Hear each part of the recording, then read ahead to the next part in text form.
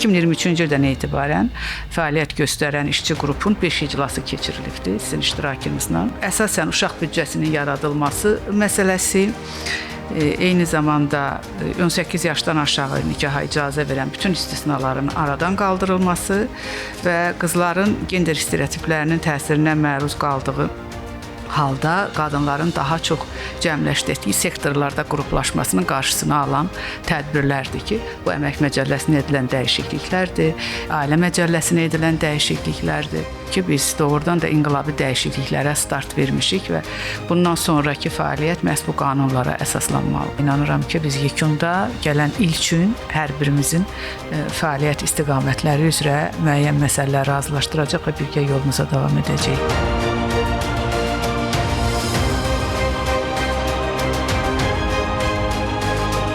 Artıq Dövlət Komitəsi tərəfindən uşaq hüquqlarının sahəsində mühüm bir sənəd olan strategiyanın fəaliyyət planı ilə bağlı 2026-30-cu illər üçün fəaliyyət planının layihəsi işlənib hazırlanmışdı və layihənin işlənib hazırlanması prosesində aidiyyatı dövlət qurumlarının nümayəndələrinin iştirakı ilə işçi qrup yaradılmış və işçi qrup tərəfindən fəaliyyət planı ilə bağlı irəli sürülən tövsiyələr, irəli sürülən təkliflər fəaliyyət planına əlavə edilmişdir layihəyə və eyni zamanda layihənin işlənib hazırlanması prosesində xarici ekspert qismində BMT-nin Uşaq Hüquqları Komitəsinin sədri Sofi Kiladze də beynəlxalq ekspert qismində məhz prosesə cəlb edilmişdir. Qeyd olunan tövsiyələrlə bağlı biz yəqin ki, bundan sonra xüsusi tədbirlər planını hazırlayacağıq. Bizə veriblər hansı suallar hal-hazırda çox narahat edir bu komitənin tövsiyələrində.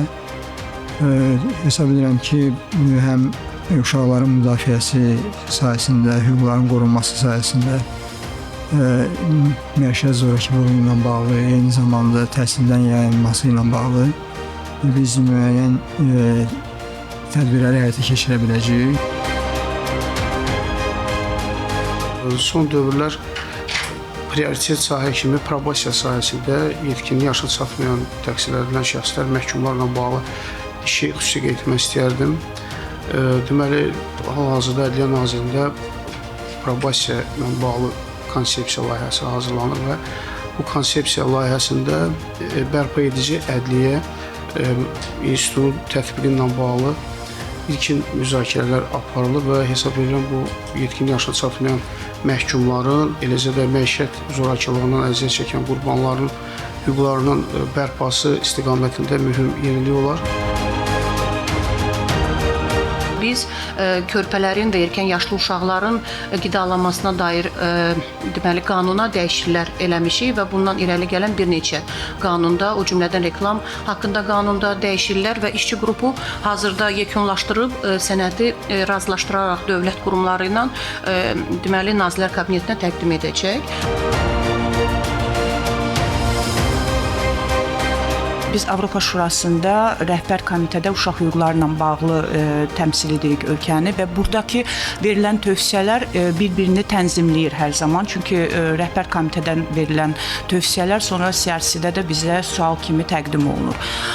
Bu son zamanlarda uşaqlar valideyni Avropa Şurasının da tövsiyələrindən biri və tövsiyə sənədində üzərində işlədiyimiz sənəd valideynlərin ayrılığı zamanı uşaqların ən yaxşı maraqlarının qorunması məsələsidir ki, artıq bu il biz iki belə konferansda da iştirak elədik. Həm Maltada olan, həm də Avropa Şurasının son iclasında, 12-ci iclasında mən orada iştirak edirdim. Ölkələrə tövsiyə olunur ki, uşaqların ən yaxşı maraqlarının qorunması məsələsi məhkəmə proseslərində nəzərə alınsın. Dövlət tərəfindən bu illər ərzində valideyn vəzifələrini yerinə yetirməyən, türlü həyat tərzi keçirən, həmçinin zərəri vərişlər ilə qədər himayələrində olan azyaşlı uşaqların həyatlarını təhlükəyə atan valideynlərə qarşı valideyn hüquqları məhdudlaşdırılması 9 mülki iddia qaldırılmışdır. Qaldırılmış mülki iddiaların əsas səbəbləri ilə bağlı qeyd etmək lazımdır ki, bir sıra hallarda iddia səbəb valideynlərin övladlarına laqeyd münasibət bəslədiyi, fiziki zorakılıq tətbiq edildiyi və övladların psixoloji gərginlik yaşatdığı təlim və tərbiyə vəzifələrinin lazımlı yerinə olunmuşdur. problemlərlə bağlı biz çalışırıq ki, təkliflər verək və onun icrasını nəzərdə saxlayaq və müəssisələrdə qida normalarının müasir standartlara uyğunlaşdırılması baxımından təklif irəli sürülmüşdü və çox sevindirici haldır ki, bu il Nazirlər Kabinetinin müvafiq qərarı ilə oktyabr ayında bu belə Nazirlər Kabinetinin həmin məsələ ilə bağlı qərarına dəyişiklik edilmiş və bu məsələ öz həllini tapmışdı. Uşaq aşkar ediləndə, onun barəsində hər hansı bir yerləşdirmə ilə bağlı qərar qəbul edilənə qədər o uşağı məcburdular xəstəxanaya yerləşdirsinlər. Yəni bu qanunvericilikdə ancaq 3 yaşına qədər uşaq xəstəxanaya yerləşdirilə bilər. 3 yaşdan yuxarı uşaqlar isə sosial xidmət müəssisəsinə yerləşdirilməlidir və biz də belə bir təklif verdik ki, nəzərə alsaq ki, bu gün hələ ki yerlərdə kifayət qədər sosial xidmət müəssisələri yoxdur. Gəlin biz bu uşaqları müvəqqəti olaraq, yəni onlar barəsində müəyyən qərar qəbul edilənə qədər yerləşdirməni bağlı. Ailə Qadın Uşaq Problemləri üzrə Dövlət Komitəsinin Uşaq Valideynlər Dəstək Mərkəzində heç olmasa saxlayaq, sutkalıq, 2 gün, 3 gün belə bir təklif oldu. Cari ildə süni intellektlə bağlı, ümumiyyətlə süni intellektlə, rəqəmsallaşma ilə bağlı, kiber təhlükəsizliyi ilə bağlı 23-dən bu yana qəbul edilmiş konsepsiya strategiyalar var və yeni sənədlər var. Çox gözəl elementlərdir, yenilikdir, innovasiyadır. Azərbaycanda təəssüf olsun ki, bu sənədlərdə xüsusi kateqoriya kimi uşaqlar qeyd edilməyibdir. Ancaq bütün qonşu ölkələrdə də beynəlxalq praktikalarda uşaqların kiber təhlükəsizliyi müdafiəsi, süni intellektdən dediyimiz kimi müdafiəsi, kiberbullyingdən müdafiəsi, onlayn zorakılıqdan müdafiəsi kimi əsas məqamlardan biridir. Və uşaqlar da o süni intellektdən istifadəçilər kimi də həm təhlükəsiz şəraitin yaradılması, mühitin yaradılması, onlar bir subyektdir, benefisiardılar. Təcili mühafizə orderləri.